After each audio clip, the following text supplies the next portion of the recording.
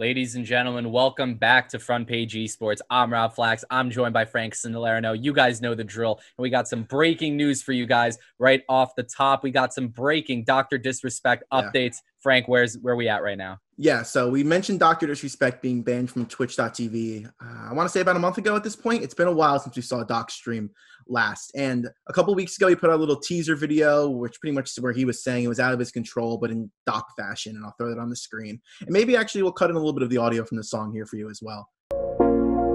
It's out of my hand, but I'm still in control. It's out of my hands. You can never take away the power of my soul.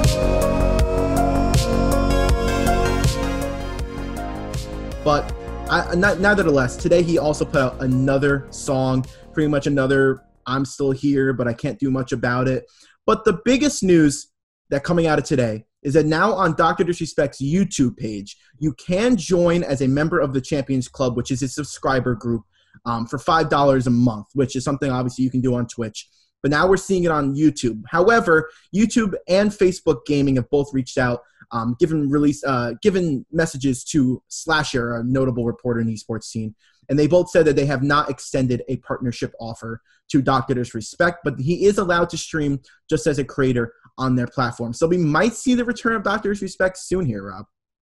Right, but I mean, historically, the success of streamers once they leave Twitch trying to branch out into other platforms, when it's something that's done as a result of a ban and not of their own volition, in the case of Ninja, isn't too successful, excuse me. I feel like when Gross Gore got banned off of Twitch and he moved to Azubu, it was not very successful. His audience got halved, and I'm sure Dr. Disrespect has his loyal fans that'll follow him anywhere, including off of a bridge. I think that this is still a downgrade, and it seems like there's a reason that he's not allowed on Twitch, and YouTube is not extending that partnership. We just aren't privy to that reason at the moment. But on the other side, I will play devil's advocate. I guess maybe not devil's advocate because I'm giving the positive side. There's streamers like Courage JD who left Twitch, and now they're more popular statistically on YouTube Gaming. So you never know. It could go either way for Doc. Only time will tell, even if he does stream on YouTube Gaming. Right now, the signs are pointing towards that. So we'll have to wait and see. But moving towards esports now, we wanted to give you a little coverage on that. But now we'll move back towards esports. So, Rob, LCS this past weekend, what's going on? Right. Well, Cloud9 suffered their first 0-2 weekend in 2 straight years.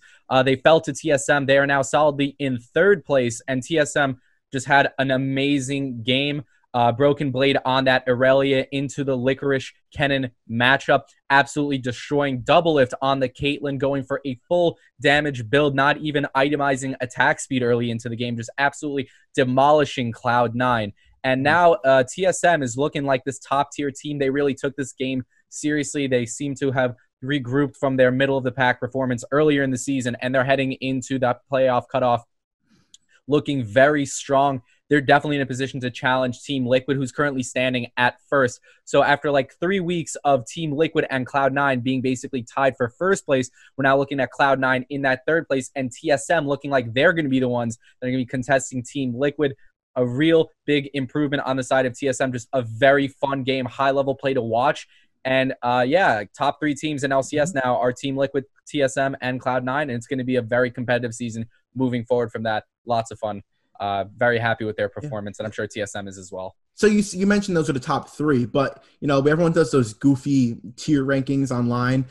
Would you put Cloud right now? They're struggling. This is 2 weeks in a row now that you've been talking about how Cloud9's losing big matchups when they and 3 straight losses. Actually, it's 2 weeks. It's 2 weeks of this is like the worst 2 weeks that Cloud9 has had in 2 years since. So are we still putting Cloud9 at that S tier, or are they below now at A? Are they falling off, or are they just are they getting beat out by slightly better teams?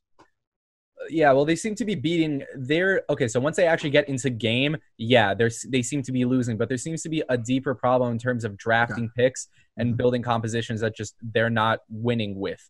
Cloud9 usually has super strong early game leads, and Blabber, their jungler, is just honestly, he's suiciding, and their team is extremely strong. They have good communication. So in the beginning, we were thinking, wow, they have such good coordination. When Blabber goes in, the team follows. But now we see that Blabber just throws himself into the enemy team, regardless of if that's the winning play, regardless of if his team can actually win. And yeah, they follow up and it's coordinated, but if you're losing that matchup, you're going to lose the matchup, and he takes his whole team with him. So, yeah, I think Blabber, now that Olaf is getting permanently banned against him, he has to move on to the Trundle and other picks. He's just not as successful, unfortunately. So as we continue talking about League of Legends, we'll transition a little bit towards the postseason and World, which is coming up soon. And a couple of weeks ago, we were talking about how it looked like everything was leaning towards Worlds having to go online. Turns out that we learned recently that's not going to be the case. It's actually going to be in person in Shanghai. So what's going on with that, Rob? Yeah, so it seems like it's not quite a bubble, but it is going to be an in-person tournament, and North America kind of losing their rotation in terms of who's been getting Worlds. They last got it in 2016. After that, it was Korea, and then Europe had their chance, and in theory, it should have been U.S. again, but now China seems to have jumped the spot, and now it's going to be China for the physical location for Worlds. In terms of team responses, everyone's been pretty positive in terms of their leadership, putting out on Twitter how they're so excited to be able to have it in person, and how in terms of the physical location, Shanghai is probably the best in terms of high good infrastructure, being able to have like that arena venue to be able to pull it off. But yeah, I'm still skeptical about in-person anything at this point in time, and I think it's a healthy skepticism to have. I don't know if anyone high enough at Riot is voicing it publicly, but behind the scenes, some esports journalists are reporting that there's some rumblings going on how that back end functionality is actually going to work in person, and some people expressing doubt about if they'll actually be able to stay safe and if they're kind of prioritizing getting the tournament over some of those concerns from Riot employees. Yeah, personally, I mean, we can discuss this a little bit here. I am not a fan of the decision they made. Obviously, everyone wants to play major millions of dollars worth of prize pools. You want to play for those prize pools in person. Playing online in any game has flaws. And I came from a Call of Duty background, and Call of Duty Online is historically horrible.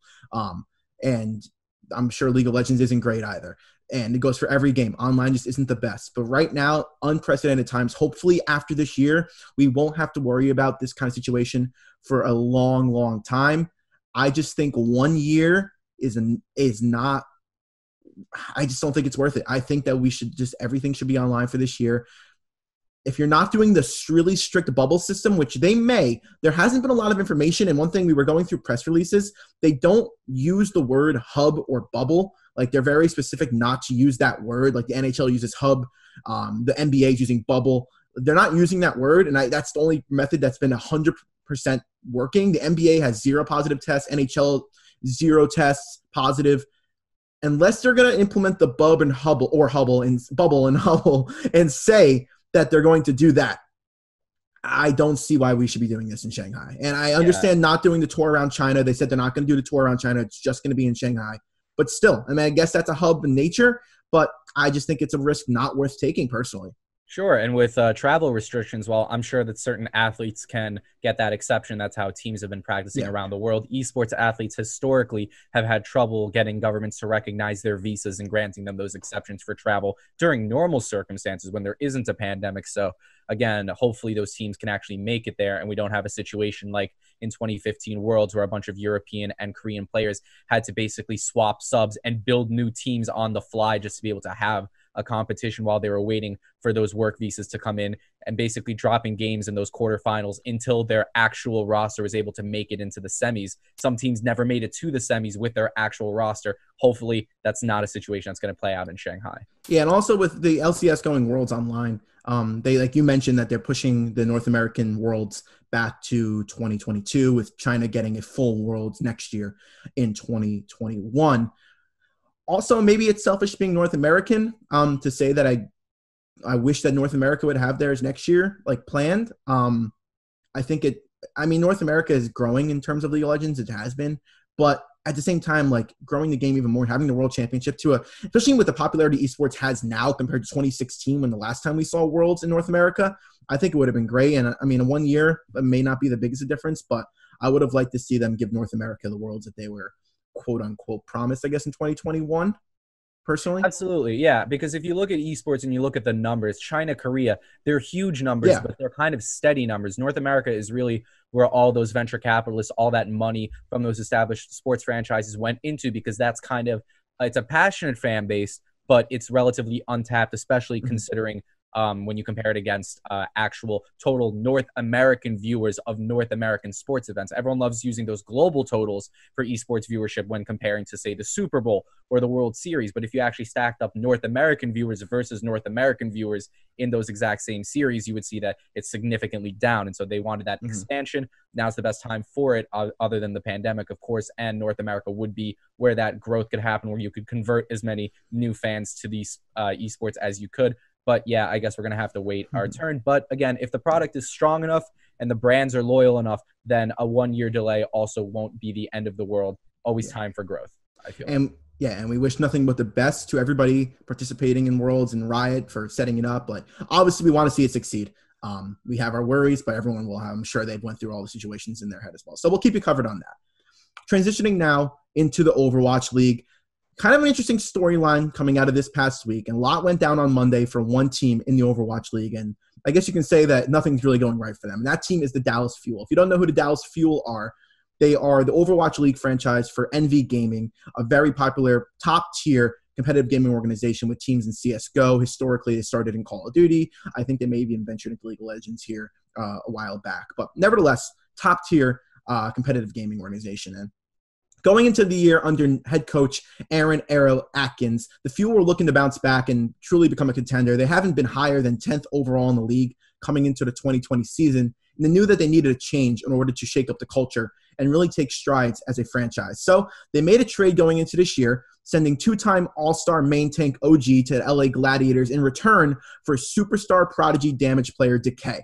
Now, Decay was a huge addition. Back in 2018, when he was entering the league, teams were paying up big money to try to get Decay on their rosters. And it was evident that Decay was great earlier this year. He had an awesome start to the season. He was already being talked about as a possible MVP candidate. And they still weren't really able to get over the hump, and they weren't really fixing their struggles they had in past years. Now they're they were sitting at 7-10. They're 14th overall in the league. So we'll talk about how they got there. Well, in June, Decay actually watched his team, the Dallas Fuel, from the bench for a little while. And when they got 3-0 swept by the Vancouver Titans, who at the time were the worst team in the Overwatch League themselves. So the last time Decay played was back in the beginning of July. In their last 12 maps, Decay has only played in 3 of them. So the Fuel are now on a 4-game losing streak, and a lot of their finger pointing has gone in many different directions within the organization. But this past Monday, August 3rd, Decay was granted a mutually agreed upon release from the Dallas Fuel after what Envy Gaming owner Mike Hasher-Rufal called unprofessionalism. And he also told the Dallas Morning News that Decay told the team he would show up to matches, but he refused to practice. And I knew Hasher, I'm not personally, but I know of Hasher pretty well, being, like I said, they were a Call of Duty franchise first, and he was always like this. He's a very, strict leader, but he always values professionalism and practice and being a true member of your team. And that's something I always knew the Envy organization valued, so it makes sense that if he's not going to practice, they had to cut him. But what's also a little bit shaky and confusing is that on Monday, they also dropped their assistant coach, Takati, and their head coach, Arrow, on the same day. Hours apart, Decay, then Takati, then Arrow, all got released. So they released their superstar player, their assistant coach, and their head coach. And this is just a revolving door of people coming in the organization. You see people like Zachary and Effect, other great damage players who have been on Dallas Fuel and left in the past. It was doomsday for Dallas Fuel, and it leaves a lot of questions. Why, if there's a major problem with one of your players not being a good part of the culture, why are we also then dropping coaches, and why not just one or the other? It was a really questionable day and made everyone in the Overwatch community kind of scratch their head a little bit. Right, and that's where I start taking issue with it, because if you're looking at it from a managerial top-down perspective, if there's a failure on coaching staff to utilize the players, which is what it looks like, because why would you sit out practice, which you're not, in theory, as contractually obligated to attend as you are matches? So clearly there was a problem with coaching staff, otherwise he wouldn't have taken those steps. Why are you also removing him? But then if you're removing him, then you're de facto agreeing with the coaching staff saying that their decision was correct and that he was unprofessional when he was sitting out of those practices, not melding with them. But then you also remove the coaching staff. And so where does that leave, number one, the other players on the squad? They're now down a player, down a management squad. Like, what are they supposed to do? But also, if you're trying to validate players, try to tell them that you are valued within their organization, it seems like from a top-down perspective, if you're a member of the team now, no one seems to have your back. The coaches don't have your back. Your teammates don't have your back. Both of them will leave you, and management is just happy to fire anybody and anyone. Yeah. So it just seems like an impossible position to be put in, backed into a corner with no one to support them. I hope they improve. I hope they I hope they move on to a better franchise, because it seems like, and maybe this is me as a long-suffering Knicks fan, this really seems like a Melo Dolan situation where just who's driving the bus? What's happening here? Mm-hmm. And you have a player like Decay, and like I was watching a analyst on Overwatch, his name's Sideshow, and he was commenting on Decay, and he pretty much said that Decay now next season can pretty much tell any team, I'm coming there, and they'll be like, yes, you are, and they'll sign him to whatever deal he wants. Like, he's that good of a player. If the relationship between Decay and Dallas was really that strained, then you release Decay, you have the mutually agreed upon release. The mutually agreed upon release is big in the case of Dallas, because they're not holding, like, they don't have to pay him the rest of his contract. The release is pretty much saying, you want out, we're agreeing to it, but we're not paying you. And he says, fine. So Decay literally gave up the rest of his. It's a prorated contract. That's what's really important. A lot of esports contracts actually work this way, and that's a big difference between more traditional sports, is they're on shorter time frames, and they seem to have kind of like buyouts, and like poaching is kind of expected, and there's no like league bylaws that prevent that. So a lot of these guys have that prorating thing going on in their contracts, where as soon as they're not playing, they're not paying either. So yeah, I mean, Decay literally made money from staying on the bench, but once he said, I want to leave, they were like, all right, but we're not paying. And he said, fine. He gave up the rest of his contract to get out of the organization. So now you look ahead towards playoffs coming up in the Overwatch League, and the Countdown Cup is this weekend, and Dallas is going on in the first round. They're facing the Washington Justice. And you want to talk about an organization who's had struggles management-wise in the past, the Washington Justice. And now people are picking them to lose to Washington in the first round, because they lost their best player, they lost their assistant and their head coach. They have a new guy stepping in to fill in the role. But I mean, you have some bright spots as well. There are these damaged players in Doya, like people you really like people in the organization have like coming up now for Dallas Fuel. But I just don't get why, with a final push to playoffs coming up, you're dropping the player and the coaches instead of just keeping the coaches through the playoffs. I don't see how these 3 drops are going to do anything but discourage players going into a final playoff push. I don't know how you can want to grow as a team and make a playoff push late in the season like this with this kind of organizational change at the last second. I just don't see it. It seems like a weird thing where they, at the one hand, were agreeing with the fact that it was unprofessional to sit out games, but then also agreeing with the critique of the coaching staff. So they're like, okay, fine, we'll get rid of them. Okay, like it's easy to get rid of people. Now replace them and now have some semblance of success. That's way harder to do, and especially last second going into a tournament. So I mean, we'll see, but I don't think it's going to be the game to watch. It's definitely not going to be between those two. No, I mean, the season ends and you lost Decay and you still want to get rid of Arrow. Like, that's one thing. You know, you can get rid of the coach ending the season. I just don't get why all 3 of these moves were made right now. That's really where I kind of scratch my head, and I don't know why. But I guess we'll find out in due time. Maybe Dallas goes on a big run. We'll have to see. Countdown Cup is this weekend, like I mentioned, starting on Friday, probably when you're seeing this as well. So check that out. Good matchups coming up this weekend, and we'll see what happens there. So, and we'll definitely get you the replays of those matchups and our analysis of how it ends up going on our next episode. Look forward to that as well. Especially if Dallas somehow comes out with a weird, good tournament. Yeah, if they win through all this. If this ends up being like a winning strategy, like just firing everybody. I love firing people. If that ends up working out, like, they're not going to win. All right, do it. There's no shot they win. They might win a match, but there's no shot they win. But if, it's a 20-1 odds, but more. If you're betting under, Oh, man. All right. Well, that was a little bit longer of an episode of Front Page Esports, but it was good. A lot of discussion to have. I had a good time. Rob, you have anything else you want to touch on the esports world? It's been a little bit of a crazy time. Yeah, I'm really interested in the LCS. Who's going to end up in the losers bracket with EG somehow? Like, if with teams below you lose, you get boosted up. So CLG seems to be in the spot, while EG is now battling it out. So ironically, we're going to have some very competitive losers bracket games in the LCS to see who makes it into playoffs and the postseason. So also keep an eye out for that as well, and we'll give you our opinions on that too. Yeah. So guys, be sure to tune in on Wednesdays for Entertainment Tap on Instagram. Frank, thanks so much for joining us. This has been Front Page Esports. We'll see you guys next week.